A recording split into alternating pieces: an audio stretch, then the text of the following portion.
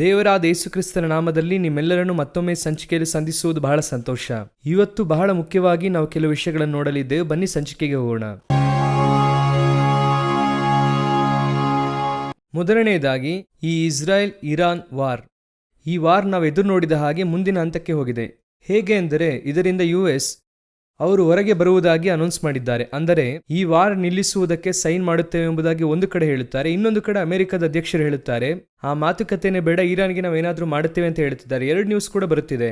ಆದರೆ ಇದರ ನಡುವೆ ಇಸ್ರಾಯೇಲ್ ಹೇಳಿರುವಂಥದ್ದೇ ಬಹಳ ಮುಖ್ಯವಾದಂಥ ವಿಷಯ. ಏನೆಂಬುದಾಗಿ ನೋಡುವುದಾದರೆ ಇಸ್ರಾಯೇಲ್ ಪ್ರಧಾನಿ ಬೆಂಜಮಿನ್ ನೆತನ್ಯಾಹು ಹೇಳುತ್ತಾರೆ, ಈ ವಾರ್ ಇರಾನ್ ಒಂದಿಗೆ ನಡೆಯುತ್ತದೆ, ನಾವು ಮಾಡುತ್ತೇವೆ. ಅಂದರೆ ಇವರು ಮುಂದುವರಿಸುತ್ತಾರೆ ಎಂಬುದಾಗಿ ಮಾತುಕತೆ ಬೇಡ, ನಾವು ಮುಂದುವರಿಸುತ್ತೇವೆ. ಇದಕ್ಕೂ ಮುಂಚೆ ನೋಡುವುದಾದರೆ US ನಾವು ನಡೆಸುತ್ತೇವೆ ಅಂತ ಹೇಳಿದ್ರು, ಇಸ್ರಾಯೇಲ್ ನಾವು ಅದಕ್ಕೆ ತಲೆ ಇಡುವುದಿಲ್ಲ ಎಂಬುದಾಗಿ ಹೇಳಿದ್ರು. ಆದರೆ ಈಗ ಇಸ್ರಾಯೇಲ್ ನಡೆಸುತ್ತೇವೆ ಅಂತ ಹೇಳುತ್ತಿದ್ದಾರೆ. ಈ ವಾರ್ ಬಂದು ಡೈರೆಕ್ಟ್ ವಾರ್ ಆಗಿ ಮಾರ್ಪಡುತ್ತಿದೆ. ಇರಾನ್ಗೂ ಇಸ್ರಾಯೇಲ್ಗೂ ಆಗುತ್ತಿದೆ. ಅಮೆರಿಕ ಎಂದಿನಂತೆ ಸಹಾಯ ಮಾಡುತ್ತಾರೆ, ಈಗ ಆ ರೀತಿ ಹೇಳುತ್ತಿದ್ದಾರೆ, ಆದರೆ ಸಹಾಯ ಮಾಡುತ್ತಾರೆ. ಈ ವಾರಿನ ಮುಂದಿನ ಹಂತವೇ ಬಹಳ ಇಂಪಾರ್ಟೆಂಟ್. ಏನೆಂಬುದಾಗಿ ನಾವು ನೋಡುವುದಾದರೆ, ನಾವು ಕಳೆದ ಸಂಚಿಕೆಯಲ್ಲಿ ಹೇಳಿದ್ವಿ, ಸೌದಿ ಅರೇಬಿಯಾ, ಟರ್ಕಿ, ಪಾಕಿಸ್ತಾನ್ ಈ ಮೂವರು ಸೇರಿ ಅರಬ್ ನೆಟ್ವರ್ಕ್ ಅನ್ನು, ಮೆಕ್ಕಾ ನೆಟ್ವರ್ಕ್ ಅನ್ನು ರೂಪಿಸುತ್ತಿದ್ದಾರೆ ಎಂಬುದಾಗಿ ನೋಡಿದ್ವಿ. ಈಗ ನೆಟ್ವರ್ಕ್ ಏನಾಗುತ್ತದೆ ಅಂತ ನಮಗೆ ಗೊತ್ತಿಲ್ಲ. ಯಾಕೆ ಅಂತ ಕೇಳೋದಾದ್ರೆ, ಇಸ್ರಾಯೇಲ್ಗೆ ವಿರುದ್ಧವಾದಂತಹ ನಿಲುವುಗಳನ್ನೇ ಯಾವಾಗಲೂ ಟರ್ಕಿ ತೆಗೆದುಕೊಳ್ಳುತ್ತದೆ. ಸೌದಿ ಅಮೆರಿಕಾಗೆ ಬೆಂಬಲ ನೀಡುವಂತಹ ನಿಲುವು ತೆಗೆದುಕೊಳ್ಳುತ್ತದೆ. ಈಗ ಇದು ಎಲ್ಲಿ ಮುಗಿಯುತ್ತದೆ ಎಂಬುದಾಗಿ ನಾವು ನೋಡಿದ್ವಿ ಅಲ್ವಾ. ಇವರೆಲ್ಲರೂ ಕೂಡ ಇಸ್ರಾಯೇಲ್ ಎನ್ನುವಂತಹ ಒಂದು ದೇಶಕ್ಕೆ ವಿರೋಧವಾಗಿ ಎದ್ದೇಳುತ್ತಿದ್ದಾರೆ. ಈಗ ಇದರೊಂದಿಗೆ ಲೋಕದ ದೇಶಗಳೆಲ್ಲರೂ ಕೂಡ ಇಸ್ರಾಯೇಲ್ಗೆ ವಿರುದ್ಧವಾಗಿ ತಮ್ಮ ವಿರೋಧತ್ವವನ್ನು ವ್ಯಕ್ತಪಡಿಸುವುದಕ್ಕೆ ಆರಂಭಿಸಿದ್ದಾರೆ. ಇದರಲ್ಲಿ ಗಾಜಾ ಪ್ರಾಂತ್ಯವನ್ನು ಬಿಟ್ಟುಕೊಡುವಂತಹ ಪ್ರಶ್ನೆಯೇ ಇಲ್ಲ ಎಂಬುದಾಗಿ ಬೆಂಜಮಿನ್ ನೆತನ್ಯಾಹು ಹೇಳಿದ್ದಾರೆ. ಏನ್ ವಿಷಯ ಅಂತ ಕೇಳೋದಾದ್ರೆ, ಈ ಒಪ್ಪಂದದ ಅನುಸಾರವಾಗಿ ವಾರ್ ನಿಲ್ಲಿಸಬೇಕು, ಪ್ಯಾಲೆಸ್ಟೀನ್ ಅನ್ನು 2 ಸ್ಟೇಟ್ ಸೊಲ್ಯೂಷನ್ ಅಂತ ಹೇಳುತ್ತಾರೆ. ಪ್ಯಾಲೆಸ್ತೀನ್ ದೇಶ ರೂಪಿಸುವುದಕ್ಕೆ ಎಲ್ಲಾ ವಿಧವಾದ ಬೆಂಬಲ ನೀಡುವುದಕ್ಕೆ ಈಗ ಅಮೆರಿಕ ಕೂಡ ಸರಿ ಅಂದಿದೆ. ಆದರೆ ಇಸ್ರಾಯೇಲ್ ಹೇಳಿತು, ಯಾರು ಇದಕ್ಕೆ ಸಿದ್ಧರಾಗಿದ್ದಾರೋ ಇಲ್ಲೋ ಗೊತ್ತಿಲ್ಲ, ಆದರೆ ನಾವು ಬಿಟ್ಟುಕೊಡುವುದಕ್ಕೆ ಸಿದ್ಧರಾಗಿಲ್ಲ. ಪ್ಯಾಲೆಸ್ತೀನ್ ಎನ್ನುವಂತಹ ಮಾತುಕತೆಗೆ ಯಾವುದೇ ವಿಧವಾದ ಅವಕಾಶವೇ ಇಲ್ಲ ಅಂತ ಹೇಳಿದ್ದಾರೆ. ಸೊ ಇದು ಮುಂದುವರಿಯುವ ಹಂತದಲ್ಲೇ ಯುದ್ಧ ಹೋಗುತ್ತದೆ ಬಿಟ್ರೆ, ಈ ಯುದ್ಧವು ನಿಲ್ಲುವಂತಹ ಸ್ಥಿತಿಗೋ ಸಮಾಧಾನವಾಗುವಂತಹ ಸ್ಥಿತಿಗೂ ಹೋಗುತ್ತಾ ಇಲ್ಲ. ಇದು ಯಾಕೆ ಈ ಯುದ್ಧವು ಹೀಗೆ ಹೋಗುತ್ತಾ ಇದೆ, ಅಮೆರಿಕ ಯಾಕೆ ಹಿಂದೆ ಸರಿಯುತ್ತಾ ಇದೆ ಎಂಬುದಾಗಿ ನಾವು ಮುಂದಿನ ಪಾಯಿಂಟ್ ಅಲ್ಲಿ ನೋಡುವರಾಗೋಣ. ಈಗ ಅಮೆರಿಕ ಇದರಿಂದ ಆಚೆ ಬರುವುದಕ್ಕೆ, ನಿಲುವು ತೆಗೆದುಕೊಳ್ಳುವುದಕ್ಕೆ ರೀಸನ್ ಏನಂದ್ರೆ, ಅಮೆರಿಕದ ಆರ್ಥಿಕ ವ್ಯವಸ್ಥೆಯಲ್ಲಿ ಬಹಳ ಮುಗ್ಗಟ್ಟು ಉಂಟಾಗಿದೆ. ಅದನ್ನು ದಾಟಿ ನೋಡುವುದಾದರೆ ಚೀನಾ ಒಳಗೆ ಬರುವುದಕ್ಕೆ ಆರಂಭಿಸಿದೆ. ಆದರೆ ಈಗಲೂ ಲೋಕದ ವ್ಯವಹಾರಕ್ಕೆ ಅಮೆರಿಕದ ಡಾಲರೇ ಇದೆ, ಅದರಲ್ಲಿ ಸಂದೇಹವಿಲ್ಲ. ಚೀನಾದ ಆಧಿಕ್ಯತೆ ಅಧಿಕವಾಗಿ ಬರುವುದಕ್ಕೆ ಆರಂಭಿಸಿದ ಕೂಡಲೇ ಅಮೆರಿಕದ ಆರ್ಥಿಕ ವ್ಯವಸ್ಥೆ ಬೀಳುವುದಕ್ಕೆ ಆರಂಭಿಸಿತು. ಈ ಮಧ್ಯೆ ಟ್ರಂಪ್ ಕೂಡ ಚೀನಾಗೆ ಹೋಗಿ ತನ್ನ ಬಿಸ್ನೆಸ್ ಮ್ಯಾನ್ನೆಲ್ಲ ಕರ್ಕೊಂಡು ಹೋಗಿ ಏನನ್ನೋ ಮಾಡಿ ನೋಡಿದ್ರು. ಟ್ರಂಪ್ ನೋಡುವುದಾದ್ರೆ ಬೇಸಿಕಲಿ ಬಿಸ್ನೆಸ್ ಮ್ಯಾನ್. ಒಬ್ಬೊಬ್ಬರಿಗೂ ಕೂಡ ಒಂದು ಹಿನ್ನೆಲೆ ಇರುತ್ತದಲ್ವಾ, ಅಧ್ಯಕ್ಷರಾಗುವ ಮುನ್ನ. ಹಿಲ್ಲರಿ ಕ್ಲಿಂಟನ್ ನೋಡುವುದಾದ್ರೆ ಸಚಿವರಾಗಿದ್ರು ಬೆರಾಕ್ ಒಬಾಮಾ ಗವರ್ಮೆಂಟ್ ಅಲ್ಲಿ, ಇನ್ನೊಬ್ಬರು ವಕೀಲರಾಗಿದ್ರು, ಈ ರೀತಿಯಾಗಿದ್ರಲ್ವಾ. ಅದೇ ರೀತಿ ಟ್ರಂಪ್ ಬಿಸ್ನೆಸ್ ಮ್ಯಾನ್. ಸೊ ಆರ್ಥಿಕ ವ್ಯವಸ್ಥೆಯನ್ನು ಅಧಿಕವಾಗಿ ಕಾನ್ಸಂಟ್ರೇಟ್ ಮಾಡುತ್ತಾರೆ. ಆದ್ರಿಂದ ಚೀನಾಗೆ ಹೋಗಿ ಹೇಗಾದ್ರೂ ಕಾಪಾಡಬೇಕಂತ ನೋಡಿದ್ರು, ಸಾಧ್ಯವಾಗಲಿಲ್ಲ. ಈಗ ಮತ್ತೆ ಚೀನಾ ಆಧಿಕ್ಯತೆ ಬರುವುದಕ್ಕೆ ಆರಂಭಿಸಿದೆ. ಎಲ್ಲರೂ ಏನ್ ಹೇಳುತ್ತಾ ಇದ್ದಾರೆ ಅಂದ್ರೆ, ಈ ವಾರನ ಅವ್ರು ಯಾಕೆ ನಿಲ್ಲಿಸುತ್ತಾ ಇದ್ದಾರೆ ಅಂದ್ರೆ, ಅಮೆರಿಕದ ಆರ್ಥಿಕ ವ್ಯವಸ್ಥೆಯನ್ನು ಕಾಪಾಡೋದಕ್ಕೆ. ನಾವು ಈಗಾಗಲೇ ಅನೇಕ ಸಾರಿ ಹೇಳಿದ್ದೇವೆ, ಅಮೆರಿಕದ ಆರ್ಥಿಕ ವ್ಯವಸ್ಥೆ ಕುಸಿದಿದೆ, ಇನಿ ಅದನ್ನು ಎತ್ತಿ ನಿಲ್ಲಿಸುವುದಕ್ಕಾಗಲ್ಲ. ಅದಕ್ಕೆ ಪರ್ಯಾಯವಾಗಿ ಇನ್ನೊಂದು ಆರ್ಥಿಕ ವ್ಯವಸ್ಥೆ ಎದ್ದೇಳುತ್ತದೆ. ಎರಡನೇ ಮಹಾಯುದ್ಧದಲ್ಲಿ ಅಮೆರಿಕ ಎದ್ದು ಬಂತು. ಅದಕ್ಕೂ ಮುನ್ನ ಅನೇಕ ಆರ್ಥಿಕ ವ್ಯವಸ್ಥೆ ಇತ್ತು, ಆಂಗ್ಲರ ಸಾಮ್ರಾಜ್ಯ, ಈ ರೀತಿಯಾಗಿ ಅನೇಕ ಇತ್ತು. ಆದರೆ ಅಮೆರಿಕ ಎದ್ದೂರು 80-90 ವರ್ಷಗಳಿಂದ ಅವರೇ ಇದ್ದಾರೆ. ಈಗ ಇದಕ್ಕೆ ಬದಲಾಗಿ ಖಂಡಿತವಾಗಿ ಚೀನಾ ಅಲ್ಲ, ಬ್ರಿಕ್ಸ್ ಅಲ್ಲ, ಯಾವುದೂ ಅಲ್ಲ, ಯುರೋಪ್ ಯೂನಿಯನ್ನ ಯೂರೋವೇ ಮೇಲೆ ಬರುತ್ತದೆ. ಬರುವಂತ ದಿನಗಳಲ್ಲಿ ನಾವು ಅದನ್ನು ನೋಡೋಣ. ಅದರ ಅಪ್ಡೇಟ್ಸ್ ಅನ್ನು ನಾವು ನಿಮ್ಮ ಮುಂದೆ ತರುತ್ತೇವೆ. ಈಗ ನಾವು ಮುಂದೆ ಬಹಳ ದುಃಖಕರವಾದಂತಹ, ನಾವು ಪ್ರಾರ್ಥಿಸಬೇಕಾದ ವಿಷಯ ನೋಡೋಣ. ಅಸ್ಸಾಂನಲ್ಲಿ ನಾವು ಇಲ್ಲಿಯವರೆಗೂ ನೋಡದಿರುವಷ್ಟರ ಮಟ್ಟಿಗೆ ಚರಿತ್ರೆಯಲ್ಲಿ ಆ ರೀತಿಯಾಗಿಲ್ಲ. ಆ ವಿಡಿಯೋಸ್ ಎಲ್ಲ ನೋಡುವುದಾದ್ರೆ ಅಷ್ಟು ದುಃಖಕರವಾಗಿರುತ್ತದೆ. ನಿಂತೇ ಇದ್ದಾರೆ, ಹಾಗೆ ಆ ಮನೆ ನೀರಿನಲ್ಲಿ ಕೊಚ್ಚಿಕೊಂಡು ಹೋಗುವುದನ್ನು ನೋಡುತ್ತೇವೆ. ನಿರಂತರವಾಗಿ ನಡೆಯುತ್ತಾ ಇದೆ, ಬಹಳ ಮೋಸಕರವಾದ ಪರಿಸ್ಥಿತಿ. ಆ ಅಸ್ಸಾಂ ರಾಜ್ಯಕ್ಕೋಸ್ಕರವಾಗಿ ಪ್ರಾರ್ಥನೆ ಮಾಡಿರಿ, ಆ ಜನರ ಅವಶ್ಯಕತೆಗೋಸ್ಕರವಾಗಿ ನೀವು ಪ್ರಾರ್ಥಿಸಿರಿ. ಅನೇಕರು ಅದಕ್ಕೆ ಸಹಾಯ ಮಾಡುತ್ತಿದ್ದಾರೆ. ಕರ್ತನು ನಿಮ್ಮ ಕೈ ಬಲಪಡಿಸಿದ್ರೆ ಮಾಡಿ. ಅದೇ ರೀತಿ ನಿಮ್ಮ ಪ್ರಾರ್ಥನೆ ಬಹಳ ಇಂಪಾರ್ಟೆಂಟ್. ಅಲ್ಲಿ ಬಹಳ ದೊಡ್ಡ ಮಟ್ಟಿಗೆ ಪ್ರವಾಹ ಉಂಟಾಗುತ್ತಾ ಇದೆ, ಭೂಮಿ ಕುಸಿತ, ಮನೆ ಕುಸಿತ, ಪ್ರಾಣಹಾನಿ ದೊಡ್ಡ ಮಟ್ಟಿಗೆ ಉಂಟಾಗುತ್ತಾ ಇದೆ. ಇದರ ನಡುವೆ ನೀವು ಪ್ರಾರ್ಥಿಸುವುದು ನಿಮ್ಮ ಜವಾಬ್ದಾರಿ. ಇನ್ನೊಂದು ಕಡೆ ನೋಡುವುದಾದರೆ, ಈ ಸಂಚಿಕೆ ಶೂಟ್ ಮಾಡುತ್ತಿರುವಂತಹ ಸಮಯದಲ್ಲಿ ಕೊಲಂಬೋದಲ್ಲಿ 7.4 ಅರ್ಥಕ್ವೇಕ್ ಬಂದಿದೆ. ಅಲ್ಲೂ ದೊಡ್ಡ ಮಟ್ಟಿಗೆ ಪ್ರಾಣಹಾನಿ ಉಂಟಾಗಿದೆ. ಸೊ ಲೋಕಾದ್ಯಂತ ಒಂದು ಕಡೆ ನೋಡಿರಿ ಭೂಕಂಪ, ಈ ರೀತಿಯಾದ ಕಾರ್ಯಗಳು ನಡೆಯುತ್ತಿದೆ. ಇನ್ನೊಂದು ವಿಷಯ ನಮಗೆ ಗೊತ್ತಿರುವಂತದ್ದು, ಎಲ್ನಿನೋ ಬಹಳ ದೊಡ್ಡ ಮಟ್ಟಿಗೆ ಬರಗಾಲ ಈ ಆಗಸ್ಟ್ ಅಲ್ಲಿ ಬರುವುದಕ್ಕೆ ಆರಂಭಿಸಿದೆ. ಅನೇಕ ದೇಶಗಳಲ್ಲಿ, ಯುರೋಪ್ನಂತಹ ದೇಶಗಳಲ್ಲಿ ಉಷ್ಣತೆಯ ಗಾಳಿ ಬೀಸುವುದಕ್ಕೆ ಆರಂಭಿಸಿದೆ. ಅವರು ಮೊದಲು ಜೂನ್, ಜುಲೈ, ಆಗಸ್ಟ್ ಅಷ್ಟಲ್ಲಿ ಕಮ್ಮಿ ಆಗುತ್ತದೆ ಅಂತ ಹೇಳಿದ್ರು. ಆದ್ರೆ ಈಗ ಏನ್ ಹೇಳುತ್ತಿದ್ದಾರೆ ಅಂದ್ರೆ 2027 ವರೆಗೂ ಇರುತ್ತದೆ, ದೊಡ್ಡ ಬರಗಾಲವನ್ನು ಇದು ಉಂಟು ಮಾಡುತ್ತದೆ ಎಂಬುದಾಗಿ ಹೇಳುತ್ತಿದ್ದಾರೆ. ನೀವು ಗಮನಿಸುವುದಾದರೆ ಇದು ಕ್ಷಾಮದ ಕಡೆಗೆ ಹೋಗುತ್ತಾ ಇದೆ. ಲೋಕಾದ್ಯಂತ ಕ್ಷಾಮದ ಕಡೆಗೆ ಹೋಗುತ್ತಿದೆ. ದೊಡ್ಡ ಕ್ಷಾಮ. ಅದು ಎಷ್ಟರ ಮಟ್ಟಿಗೆ ಎಂಬುದಾಗಿ ನೋಡುವುದಾದರೆ ಬಹಳಷ್ಟು ಪ್ರಾಣಹಾನಿ ಉಂಟು ಮಾಡುವಷ್ಟರ ಮಟ್ಟಿಗೆ ಹೋಗುತ್ತಿದೆ.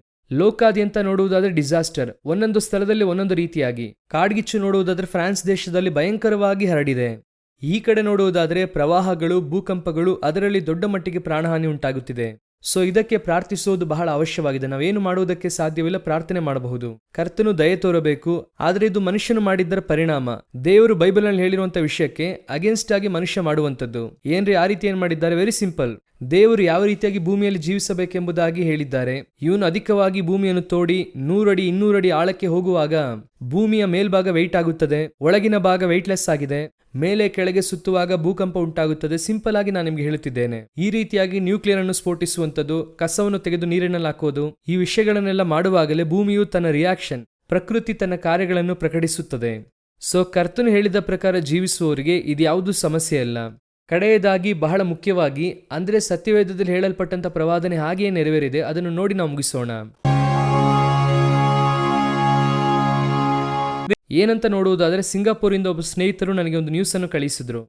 ಸಿಂಗಾಪುರಲ್ಲಿರುವಂತಹ ಎಲ್ಲಾ ಬೆಕ್ಕಿಗೂ ಖಂಡಿತವಾಗಿ ಬಯೋಚಿಪ್ ಹಾಕಬೇಕೆಂಬುದಾಗಿ ಅನೌನ್ಸ್ ಮಾಡಿದ್ದಾರೆ. ಅಂದ್ರೆ ಆ ಮೃಗದ, ಆ ಪ್ರಾಣಿಯ ಎಲ್ಲಾ ಡೀಟೇಲ್ಸ್ ಕೂಡ ಆ ಚಿಪ್ ಅಲ್ಲಿ ಇರಬೇಕು. ಅದರ ಹೆಸರಿಂದ ಅದಕ್ಕೆ ಒಂದು ನಂಬರ್ ಕೊಡುತ್ತಾರೆ. ಅದರಲ್ಲಿ ಒಂದು ರೇಡಿಯೋ ಫ್ರೀಕ್ವೆನ್ಸಿ ಇರುತ್ತದೆ, ಅದರಲ್ಲಿ ಟ್ರ್ಯಾಕಿಂಗ್ ಸಿಸ್ಟಮ್ ಇರುತ್ತದೆ, ಅದರೊಂದಿಗೆ ಆ ಓನರ್ ಹೆಸರು, ನಂಬರ್ ಎಲ್ಲವನ್ನು ಅದರಲ್ಲಿ ಹಾಕಿ ಕಡ್ಡಾಯವಾಗಿ ಮಾರ್ಪಡಿಸಿದ್ದಾರೆ. ಇದು ಅನೇಕ ದೇಶಗಳಲ್ಲಿ ಈಗಾಗಲೇ ಒಂದು ಆಪ್ಷನ್ ಆಗಿ ಇತ್ತು, ಈಗ ಮಸ್ಟ್ ಆಗಿ ಮಾರ್ಪಟ್ಟಿದೆ. ಮುಂದಿನ ಲೆವೆಲ್ ಇಂಡಿಯಾದಲ್ಲಿ ನಮಗೆ ಒಂದು ಸುದ್ದಿಯನ್ನು ಒಬ್ಬರು ಮಾತನಾಡಿದ್ದರು. ಅದನ್ನು ನಿಮಗೆ ತಿಳಿಸುತ್ತೇನೆ, ಏನಂತ ಹೇಳುತ್ತೇನೆ. ಸಮೀಪದಲ್ಲಿ ಇದು ಕ್ರೈಸ್ತರಿಗೆ ನಡೆದಂಥದ್ದು. ಸಮೀಪದಲ್ಲಿ ನೋಡುವುದಾದರೆ ಅವರ ಕಂಪನಿಯಲ್ಲಿ ಒಂದು ಟೆಕ್ನಾಲಜಿ, ಒಂದು ಈಸಿಯಾಗಿ ಉಪಯುಕ್ತವಾಗಿರುವಂಥ ಒಂದು ಕಾರ್ಯವನ್ನು ಕಂಡುಹಿಡಿದಿದ್ದಾರೆ. ಏನಂತ ನೋಡೋದಾದ್ರೆ, ಬಲಗೈಯಲ್ಲಿ ಬಯೋಚಿಪ್ ಹಾಕಿದ್ದಾರೆ. ಈ ಬಯೋಚಿಪ್ ಅಲ್ಲಿ ಆಧಾರ್ ನಂಬರ್, ಪ್ಯಾನ್ ನಂಬರ್ ಎಲ್ಲವನ್ನೊಟ್ಟಿಗೆ ಸೇರಿಸಿದ್ದಾಯಿತು. ಇದು ಬಂದು ಅವ್ರಿಗೂ ಗೊತ್ತಿಲ್ಲ. ಯಾರಿಗೂ ಗೊತ್ತಿಲ್ಲ ಅಂದ್ರೆ ಜೊತೆಗಿರುವವರಿಗೂ ಗೊತ್ತಿಲ್ಲ. ಅಲ್ಲಿ ಹೋಗಿ ನೋಡುವಾಗಲೇ ಅವರ ಕೈಗೆ ಹಾಕಲ್ಪಟ್ಟಿರುವಂಥದ್ದು ಗೊತ್ತಾಗುತ್ತದೆ. ಈಗಾಗಲೇ ಸ್ಟಾಕ್ಹೋಮ್ ಅಲ್ಲಿ ಇದೆಲ್ಲ ಇದೆ. ಸ್ವೀಡನ್ ಅಲ್ಲಿ ಸ್ಟಾಕ್ಹೋಮ್ ಅಲ್ಲಿ ಇದು ಮಾಡ್ತಾ ಇದ್ರು. ಅನೇಕ ದೇಶಗಳಲ್ಲಿ ನೋಡುತ್ತಾ ಇದ್ವಿ. ಈಗ ನಮ್ಮ ದೇಶದಲ್ಲಿ ಬರುವುದಕ್ಕೆ ಆರಂಭವಾಗಿದೆ. ಈಗ ಎಲ್ಲರ ಬಲಗೈಯಲ್ಲಿ ನೋಡುವುದಾದ್ರೆ ಒಂದು ನಂಬರ್, ಒಂದು ಮುದ್ರೆ ಅಥವಾ ಹೆಸರು. ಪ್ರಕಟಣೆ 13, 16, 17 ನಮ್ಮ ಕಣ್ಮುಂಭಾಗದಲ್ಲಿ ನಡೆಯುತ್ತಾ ಇದೆ. ಇದರಲ್ಲಿ ಏನಿದೆ, ಅದರಲ್ಲೇನು ತಪ್ಪಿದೆ ಎಂಬುದಾಗಿ ಕೇಳುವ ಹಂತದಲ್ಲಿ ಕ್ರೈಸ್ತತ್ವ ಇದೆ. ಯಾಕಂದ್ರೆ ಇಟ್ಸ್ ಎ ಟೆಕ್ನಾಲಜಿ ಎನ್ನುತ್ತಾರೆ. ಕೆಲವು ಕ್ರೈಸ್ತರಿಗೆ ಒಂದು ಭಾವನೆ ಇದೆ, ಯಾವುದೇ ಒಂದು ಕಾರ್ಯ ಬಂದರೂ ಮೊದಲು ಅವರು ಮಾಡುವುದರಲ್ಲಿ ಒಂದು ಹೆಮ್ಮೆ ಇರುತ್ತದೆ. ಯಾವುದೇ ಒಂದು ಫೋನಲ್ಲಿ ಒಂದು ಹೊಸ ಕಾರ್ಯಗಳು ಬಂದರೂ ಸರಿ, ಅಥವಾ ಈಗ ನಮ್ಮ ಹತ್ರ ಕಾರ್ಡ್ ಇದೆ, ಈ ಕಾರ್ಡಲ್ಲೇ ನೋಡುವುದಾದರೆ ಟ್ಯಾಪ್ ಸಿಸ್ಟಮ್ ಇದೆ. ಅದನ್ನು ನೀವು ಸ್ವೈಪ್ ಮಾಡುವುದು ಬೇಡ.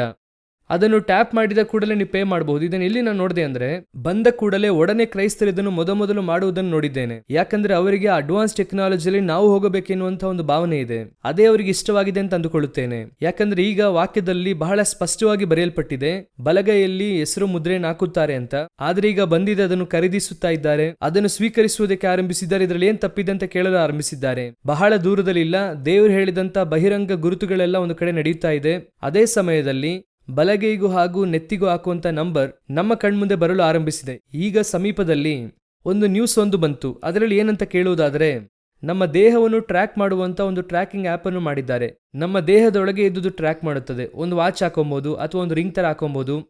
ಅದೇನ್ ಮಾಡುತ್ತದೆ ಅಂದ್ರೆ, ನಿಮ್ಮ ಬಾಡಿಯಲ್ಲಿ ಉಷ್ಣತೆ ಜಾಸ್ತಿ ಆಗ್ತಾ ಇದೆ, ಏನಾದ್ರೂ ವ್ಯತ್ಯಾಸಗಳಾದ್ರೆ ಅದು ನಿಮಗೆ ಮೆಸೇಜ್ ಕೊಡುತ್ತದೆ. ನಿಮ್ಮ ದೇಹ ಅದು ಕಂಟ್ರೋಲ್ ಮಾಡುತ್ತದೆ. ಇದು ಏನ್ ಮಾಡಿತು ಕಡೆಯದಾಗಿ ನೋಡುವುದಾದರೆ, ಒಂದು ದೊಡ್ಡ ಡಿಪ್ರೆಷನ್ ಅಲ್ಲಿ ಕೊಂಡು ಹೋಗಿ ನಿಲ್ಲಿಸಿದೆ. ಒಂದಿನ ಬರ್ತ್ಡೇ ಒಬ್ರು ಮಾಡ್ಕೊಳ್ತಾ ಇದ್ರು.